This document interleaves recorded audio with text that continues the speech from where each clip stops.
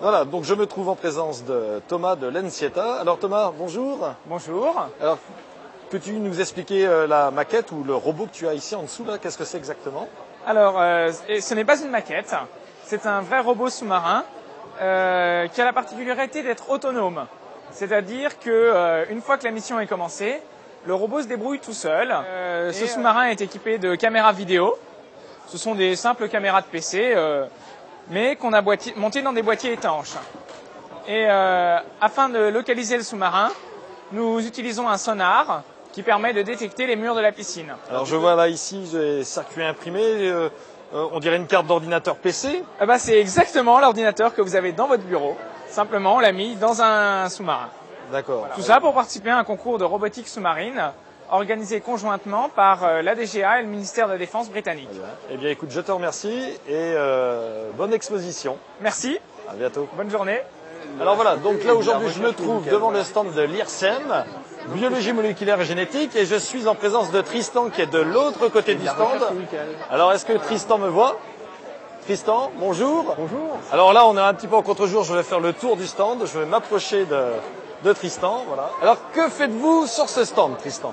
Écoutez, nous présentons aujourd'hui l'INSERM U613, l'unité 613 qui se situe à la faculté de médecine de Brest. Qu'est-ce que vous allez faire découvrir au grand public ce week-end? Ça tourne autour des thématiques de notre unité INSERM, c'est-à-dire la génétique, les maladies génétiques et la cytogénétique, c'est-à-dire l'étude des chromosomes. Donc je vois que vous avez ici un diaporama sur un ordinateur, vous avez des fiches. Alors les questions les plus fréquemment posées, c'est quoi comme question? Qu'est-ce qu'un chromosome par exemple? Et donc vous l'expliquez? On essaye. On essaye. Vous avez un microscope là-bas, je vois? Oui, pour montrer des cellules. En fait. Et donc c'est de la recherche fondamentale ou de la recherche appliquée que vous Il y a les deux au sein de l'unité. Il y a des thématiques qui sont très fondamentales sur les mécanismes de réarrangement génétique et d'autres qui travaillent sur le transfert de gènes. L'utilisation par exemple de vecteurs synthétiques pour le transfert de gènes. Eh bien, écoutez, je vous remercie. Je vais continuer le petit tour sur le stand la fête de la science. Voilà, vous voyez, je bafouille aussi un petit peu. Et je vous souhaite une bonne après-midi. Merci. Voilà, donc là on se trouve en présence de Bruno, de l'UBO et du CNRS. Bonjour Bruno. Bonjour. Alors quelle expérience vas-tu nous proposer aujourd'hui? Alors une expérience donc de lévitation. Donc on va refroidir un matériau à très basse température. Oui. Donc la conductivité va devenir totale, une résistance nulle et l'une des propriétés est la lévitation magnétique. C'est ce petit aimant qui va se retrouver donc en lévitation. Alors je me baisse un petit peu comme ça à ta hauteur. Allez-y, allez-y. Le matériau se trouve ici. On le refroidit donc avec de l'azote liquide à basse température. Et donc une fois qu'il est à basse température, comme je disais, donc la résistance électrique va devenir nulle, donc une conductivité totale. Et on va pouvoir mettre donc en lévitation un petit aimant. Donc le petit aimant qui se trouve donc en lévitation. Il flotte en fait l'une des propriétés des matériaux donc supraconducteurs.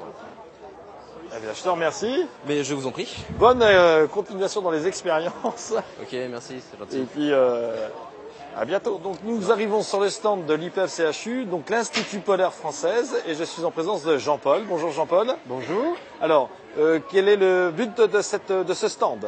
Alors ce stand a pour but de montrer les habits qu'on prend pour venir en expédition. Alors, est-ce que vous constatez un regain d'intérêt du public pour les missions polaires? Ah bah oui, là avec le changement climatique, donc les gens sont plus intéressés. Bon, c'est vrai que pour l'instant, c'est surtout au nord que c'est plus flagrant qu'au sud, puisqu'on a toutes les civilisations qui sont plus au nord qu'au sud. Et donc c'est là qu'on voit la couche de la banquise qui diminue par rapport à l'Antarctique. D'accord. Eh bien écoutez, je vous remercie, je vous souhaite une bonne exposition. Merci. À bientôt. À bientôt. Madame, bonjour Nathalie. Bonjour. Alors, quel est le but de ce stand? Donc ce stand va parler du changement climatique et des effets sur les océans. Donc tous les scientifiques d'Europe se sont associés sur le projet Eurocéan et donc étudient ces phénomènes-là. Donc Océanopolis a été sélectionné parmi de nombreux aquariums pour être la vitrine, l'interface entre les scientifiques et le grand public. Alors je vois qu'il y a des écrans de télé, un petit aquarium. Quels sont le genre d'expériences que vous proposez au grand public? Donc on explique sur l'écran que vous avez ici sur votre droite les circulations des eaux profondes dans l'océan. Et on va expliquer par des petites expériences qui se retrouvent derrière moi comment les eaux vont plonger quand elles arrivent au pôle Nord. Est-ce que ça veut expliquer aussi qu'il y a peut-être un risque de changement du Gulf Stream, puisqu'on en parle? Voilà, on en parle un petit peu. Donc c'est vrai qu'il y a des études menées en ce moment sur les courants océaniques, en particulier le Gulf Stream. Alors c'est vrai qu'on parle beaucoup d'arrêt de ce courant. Il faut savoir que la douceur qui nous est apportée à 80% par l'atmosphère et à 20% seulement par l'eau de mer, par les océans. On imaginait souvent, on parlait de douceur océanique, on pensait que c'était l'océan qui était le plus gros facteur. En fait, les données montrent que c'est plutôt l'atmosphère qui nous apporte les vents, plutôt les vents qui nous apportent cette douceur. Eh bien écoutez, je vous remercie, je vous souhaite une bonne exposition. Merci. Au revoir. Au revoir. Alors nous avons beaucoup de chance puisque nous sommes aujourd'hui en présence de Jean-Pierre Le Breton. Bonjour. Bonjour. Alors, expliquez-nous votre cursus un petit peu de professionnel de l'espace. Ah, mon cursus professionnel de l'espace. Alors, je suis de formation universitaire. Après avoir fait ma thèse en physique de l'environnement de la Terre, je suis parti au centre de recherche de l'Agence spatiale européenne en Hollande. Et au bout de quelques années, je me suis impliqué dans cette mission d'exploration de Saturne et de Titan, la mission Cassini-Huygens. Et ça fait 23 ans. Et depuis 23 ans, je travaille sur cette mission. La capsule que l'on voit ici en exposition, c'est une maquette ou c'est un... Alors, la capsule que l'on voit ici, c'est la capsule Huygens. Alors, c'est une maquette qui a été utilisée pour faire des tests de vérification des performances. Et 2 ans plus tard, la sonde Huygens était lancée à bord de Cassini. Et 7 ans plus tard, 7 ans après le lancement, le 14 janvier 2005, la vraie sonde s'est posée à la surface de Titan, la plus grosse lune de Saturne. Et les enseignements? Alors, l'enseignement principal, c'est qu'il y a une lune qui tourne autour de Saturne, Titan, qui ressemble énormément à la Terre. Il y a beaucoup de ressemblances. La seule différence, c'est qu'il fait plus froid, beaucoup plus froid, et que ce qui est liquide à la surface de Titan, ce n'est pas de l'eau comme sur Terre, mais c'est du méthane, le gaz naturel. Et la durée de vie de la sonde? Alors, la sonde était conçue pour une durée de vie de 2 à 3 heures sous parachute. Alors la descente a duré 2 heures et demie, et ensuite elle a survécu pendant plus de 3 heures à la surface, jusqu'à ce que ses batteries soient vides. Déchargées. Eh bien, bonne journée.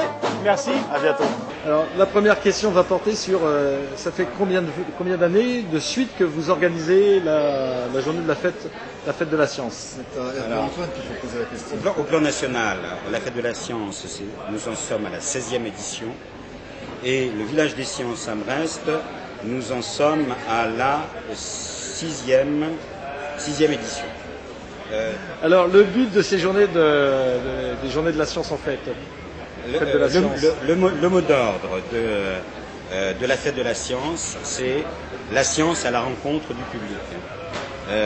Et pour que la science soit à la rencontre du public, il vaut mieux aller vers le public plutôt que d'attendre que le public vienne à nous.